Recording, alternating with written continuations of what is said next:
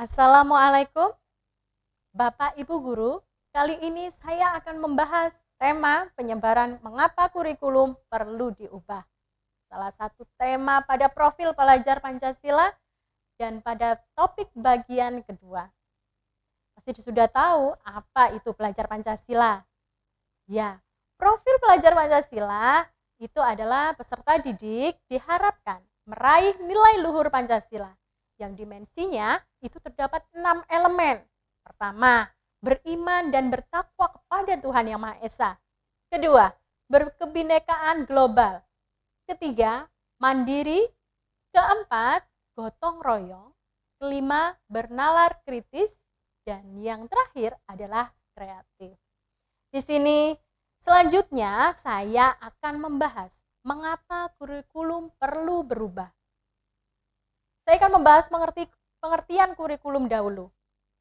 Kurikulum adalah isi bahan pelajaran sebagai pedoman kegiatan pembelajaran untuk mencari tujuan pendidikan. Nah, kurikulum yang baik itu mampu beradaptasi sesuai kebutuhan murid. Kita lihat gambar grafik di sini. Kita tahu bahwa kurikulum itu selalu berkembang. Inilah mengapa kurikulum harus sesuai dengan kebutuhan murid. Sehingga kita sebagai guru itu harus terus belajar sehingga kurikulum selalu berkembang sesuai zaman. Mulai masa awal kemerdekaan 1945 berganti ke kurikulum 1947. Berganti lagi ke kurikulum 1961 yang berpusat di pendidikan sekolah dasar. Pada tahun 1968, kurikulum berganti lagi pada masa Orde Baru dan selanjutnya pada tahun 1973 dinamakan kurikulum Proyek Perintis Pembangunan. Tahun 1975 disebut kurikulum Normalisasi Kehidupan Kampus. 1984 disebut juga cara belajar siswa. Selanjutnya kurikulum tahun 1994 berganti lagi tahun 2004 pada rintisan kurikulum berbasis kompetensi atau yang disebut KBK. Muncullah kelas akselerasi di sini.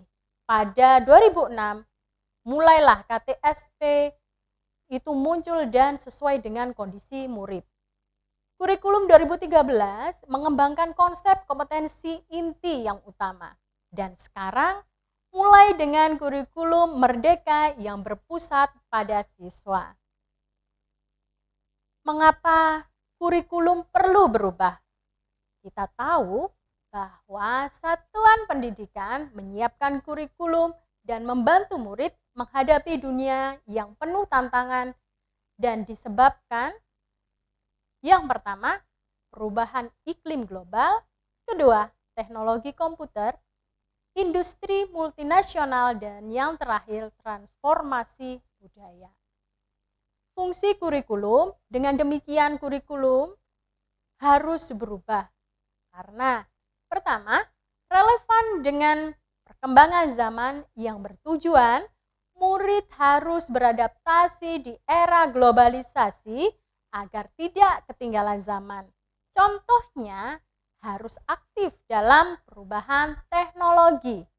Yang kedua, agar dapat memenuhi kebutuhan belajar, yaitu yang pertama kreatif, kedua kolaboratif, ketiga critical thinking, dan yang keempat adalah innovation. Keempat inilah cara untuk pembelajaran yang berpusat kepada siswa. Selanjutnya yang ketiga adalah generasi cemerlang di masa depan. Itu tujuannya adalah menumbuhkan karakter siswa. Contohnya di sini adalah adab dan kesopanan. Peserta didik itu diajarkan pendidikan karakter saat mulai masuk sekolah, dibiasakan itu salim, sapa, senyum, sehingga menumbuhkan rasa pada sosial dan peduli dengan lingkungan sekitar. Akhirnya menimbulkan rasa bertanggung jawab terhadap dirinya, keluarga, dan juga masyarakat.